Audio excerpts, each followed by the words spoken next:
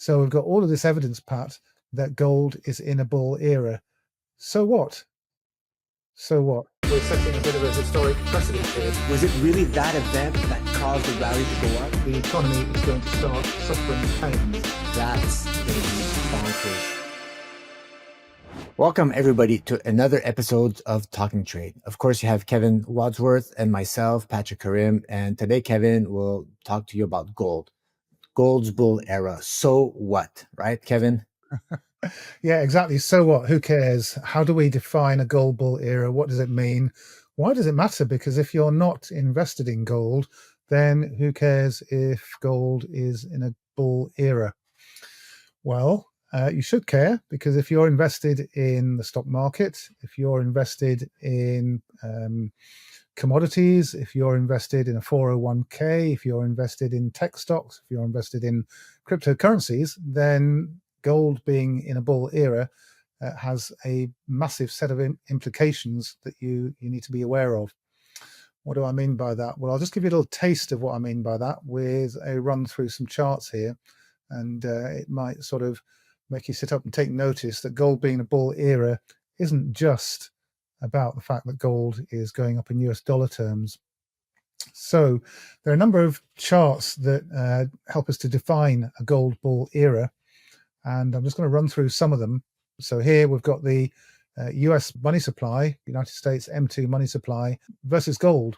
And one of the things that happens in a gold bull era, as opposed to just a gold bull market, a gold bull era is defined when this chart breaks downwards through support, through the moving average, and through the Ichimoku cloud. It happened way back up here in 2002, the early 2000s. You can see we topped out where I've got the red circle there, but we actually broke down below the moving average and below the Ichimoku cloud and below the support line in this area here. And the chart plummeted. And what happened to the price of gold? Well, I'll tell you what happened. It went from $250 to nearly $2,000. So gold went up by over 700%. Okay, that's great if you're in gold, but it also has other implications. Then after that, when the gold bull market peaked in 2011, the chart started to go up. Money supply started to outperform gold. And that led to gold bottoming. Well, of course, we saw gold around about $1,050, $1,100, but gold bottomed here at the top of this ratio chart at around about $1,600. And since it started to turn down, and since it broke down, gold has risen around $2,500 so far. So we were able to say when the chart broke down there that we were entering, or this was a piece of evidence that we were entering another gold bull era. The US dollar index versus gold is an interesting one as well, because it helps us with the identification of a gold bull era. When it breaks down, again, DXY breaking down versus gold means that the US dollar relative strength is being outperformed by gold. And that's what happens during a gold bull era. It happened back here in the 1970s. Gold went up by many, many hundreds of percent, over 1,000%. And it also happened here in the period between 2000 and 2011, when gold, again, as I said, rose 700% or more. So this chart breaking down leads us to another piece of evidence that we're entering a gold bull era. And what's happened? The chart's broken down. Gold versus CPI breaking out to the upside is highlighted by the yellow shaded areas here. And these yellow shaded areas occurred in the 1970s and the early 2000s. What's just happened? We've just broken out through a major resistance line, a paradigm shift breakout line. And that is another piece of evidence that gold is in a bull era. Gold versus PPI, you can do that as well instead of CPI if you want to. And you can see that gold versus PPI, got it on the candle chart there, or the line chart, is or has broken out and is moving very strongly to the upside. Currency in circulation versus gold, when it breaks down, you get a gold bull era.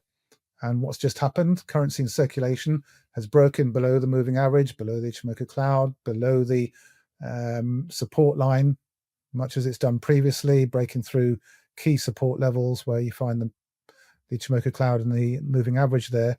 So another piece of evidence in favor of a gold bull era. The equal weighted S&P priced in gold. We've shown you this one before, and it is also moving down strongly. So the equal weighted S&P is underperforming gold. You can see gold versus the New York Composite Index. Very interesting point here. Actually, I was going to post this on social media if we get a monthly breakout, but we're very, very close to a major breakout line there on gold versus the New York Composite. We've looked many times at the Dow versus gold ratio breaking down, much as it did back in 2001, 2002. Major breakdown taking place here. So another piece of evidence. And so you get, this continues. You can look at the NASDAQ versus gold breaking down. Gold versus the S&P, which is perhaps one of the key pieces of the puzzle. Gold versus the S&P is now breaking noticeably to the upside, which is what it did back in the period around 2001, 2002. So we've got all of this evidence, Pat, that gold is in a bull era. So what? So what? Okay, this is the point of this discussion. We've shown this evidence before. I'll tell you so what. Here we go. Look, so, right, this is communication services versus gold. So if gold is in a bull era, this is what it means. Communication services are plummeting versus gold. These are all sectors of the S&P that your average Joe has got his pension funds invested in. Okay, so if you've got your 401k or your pension funds invested in these sectors, you are losing out massively compared to gold. Consumer discretionary sector in the S&P plummeting versus gold.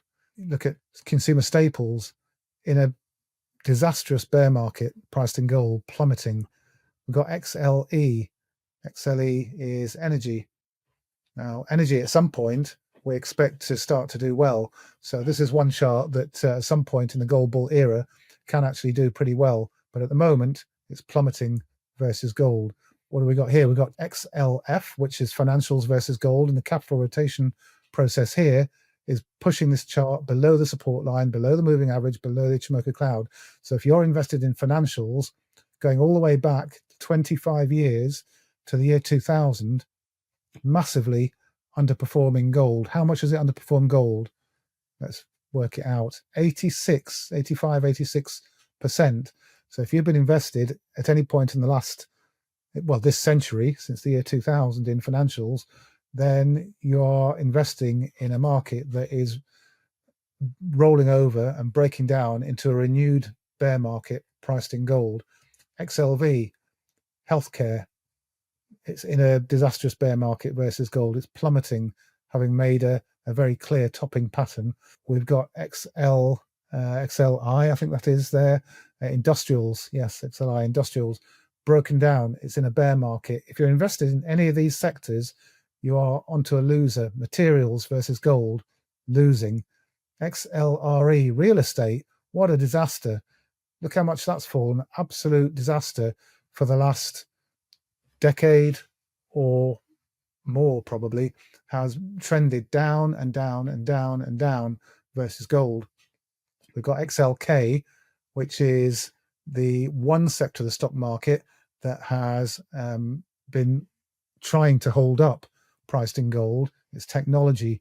And even technology has broken down below the 4-year moving average, below the Ichimoku cloud, and it doesn't look particularly great at the moment. And also, it is a long way below where it was 25 years ago, priced in gold. Technology has fallen something like 66% or more. Actually, I just need to bring that down a little bit further, don't I? So 67, 68% technology has fallen versus gold since the start of the century, since it peaked. So despite the bull market run, technology is still down 66% priced in gold. And we've got the final one here, which is utilities priced in gold.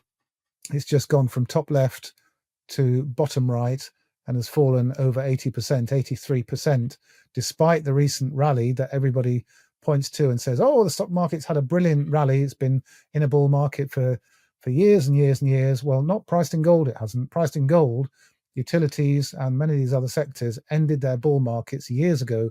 2019 utilities have been in a bear market priced in gold ever since then, or at least, if not a bear market, have been in a downward trend since 2019, and they have more recently entered a bear market priced in gold. So gold being in a bull era is a bit more of a big deal than some people might believe, because it means that you are not on the fastest horse, you're not making the most of your capital. And the final part of this, and the clincher of this, is that historically speaking, when all of these charts break down priced in gold, we know what the next step is. The stock market itself breaking down priced in US dollars. This is all showing underlying weakness, and it's showing you that you could have made a lot more money if you just had your money sitting in gold or silver or related assets. But it is a big warning sign for what may be coming next that we should not dismiss, Pat. You have been warned, all right, guys? And this is not just warning to scare you. This is chart defined evidence. Bear markets across the board, sneaky bear markets for practically all asset classes priced in gold, and also maybe like silver and other commodities. All right, guys, make sure to like, subscribe to get more useful information like this. Thanks.